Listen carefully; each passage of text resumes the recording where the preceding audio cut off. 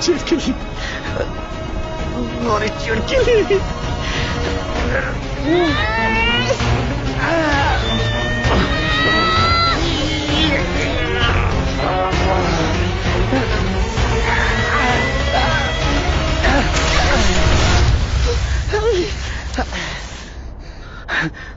चिड़किली।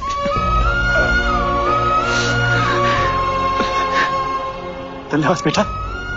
कि तुम हो कौन?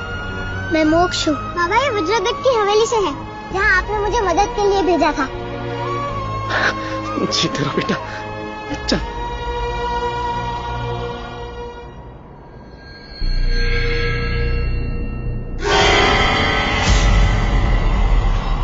क्या था ये जो मेरी सारी शक्तियों पे भारी था,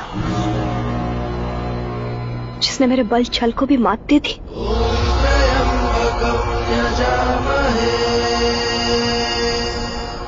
जोश में होश ही खो बैठी मैं। 2 बलियों के बीच में 13 साल का अंतर है, भूल ही गई मैं तो। 15 श्रृंगार हासिल करने में 195 साल ऐसी थोड़ी ना लग गए। तो अब मेरे 16वें पति के लिए 13 साल का इंतजार और सही। फिर इस लड़के से शादी करके लाल चांद वाली रात को दूंगी इसकी बलि, और मुझे मिल जाएगा मेरा 16वां श्रृंगार, मेरा सिंदूर। ज्योत्सना सा, आपके सिवा दूजो उम्मीद कौन ही? वैसे भी मुसीबत में परिवार का लोग ही काम आवे है। अब बस आसरो दे दो, काम धाम में कोई कसर को नहीं छोड़ो। सुनिए, हमें इनकी मदद करनी चाहिए। अगर हम हर किसी की मदद करने लगे तो एक दिन हमारी हवेली बाहर वालों से भर जाएगी, और पता नहीं ये सच भी कह रहा है या नहीं। सुनिए, ये हमें झूठ क्यों कहेंगे? सच सच बताओ, रेगिस्तान के धरों में क्या हुआ था?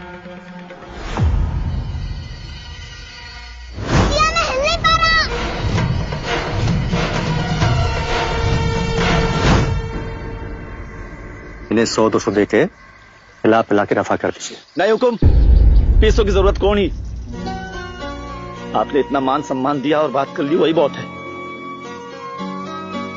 चल बेटा, निकलते हैं। चलिए, सब अपना काम कीजिए। चल मारी चिड़किली। काका हुकुम, कराए कवच को टुकरा रहे हो, इस वास्ते आपको पछताना पड़ सकता है। वो लड़की साधारण नहीं है, मोक्ष का रक्षा कवच है, कुदरत उसे मिलाया, उसे अलग मत करो। रोक लीजिए ना। ठीक है, रोक लो। रुकिए।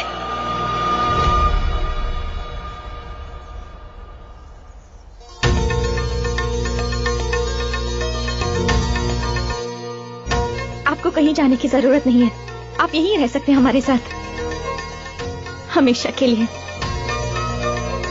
जीवन भर इस हवेली का कर्जदार रहूंगा सा, आखिरी सांस तक सेवा करूंगा इसकी। चल, मैं तुझे हवेली दिखा के लाता हूँ। आप आइए ना।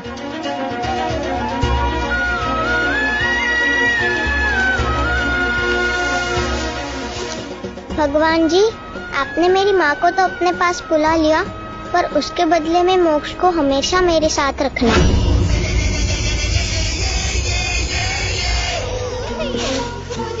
ये तुम्हारे लिए, और ये हाँ। अरे भैया, इन बच्चों के स्कूलों में किताबें कम है जो घूम घूम कर और किताबें बांट रही हो। स्कूल की किताबें स्कूल के परीक्षा में पास होने के लिए, और ये किताबें जिंदगी की परीक्षा में पास होने के लिए। वैसे भी ये किताबें थोड़ी ना है। तो फिर क्या है? खिड़कियां है। हर किताब एक खिड़की है, जो एक ऐसी दुनिया में खुलती है जो हमने कभी देखी नहीं। तभी तो पता चलता है दुनिया में कहाँ क्या हो रहा है। तो ये जान के क्या करेंगे? अरे किताबें कोई जिंदगी नहीं चला सकती है। जिंदगी सुलझा तो सकती है ना। कैसे? अब ये बताइए, दुकान के बाहर नींबू मिर्ची किस लिए लगाए जाते हैं? ये तो सबको पता है, बुरी नजर से बचाने के लिए। नहीं काका, नींबू और मिर्ची में एक ऐसी एसिड होती है, जब दोनों साथ होते हैं तो क्या होता है राजू? आसपास कीड़े मकोड़े नहीं आते। अब ये बताइए, घर से जाने से पहले दही चीनी क्यों खाते हैं? अरे ये भी सबको पता है, शुभ कार्य हो इसलिए। पिंकी, रिया, जब गर्मी ज्यादा होती है तो दही पेट को ठंडा रखता है, और चीनी से हमें एनर्जी मिलती है। देखा, अच्छा, तो ये सब तुमने दिया की किताबों से सीखा है? तो दिया, मुझे भी ये विज्ञान और अंधविश्वास की किताब दे ही दो। फिर आपसे तो किराया लगेगा पूरे 10 रुपए। हाँ, क्यों नहीं। ये लो। ये लीजिए। अभी घर जाके पढ़ना।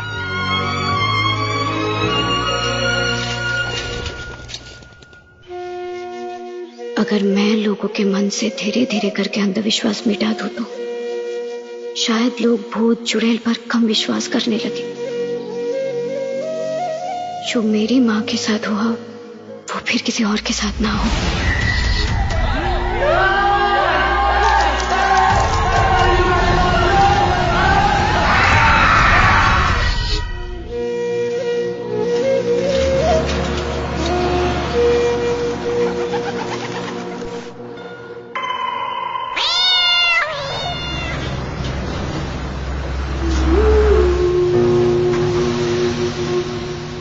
ऊपर क्या देख रही हो? माँ को। वही तो है भगवान जी के पास। सिर्फ देखने से क्या होगा? बैठो, चिट्ठी लिखो अपनी माँ को। और माँ के पास कैसे पहुँचेगी? वो मोक्ष का मैजिक है। तुम लिखो तो सही।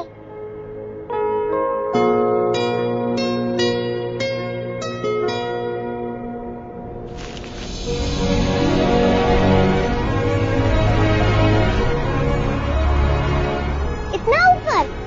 फिर तो पहुंच ही जाएगा। माँ, तुम पढ़ लेना। इस बार मैंने माँ को नहीं, भगवान जी को चिट्ठी लिखी। मैंने भी भगवान जी को चिट्ठी लिखी है। वैसे तुमने चिट्ठी में क्या लिखा है? वो सीक्रेट है, सिर्फ मैं और भगवान जी ही जान सकते हैं।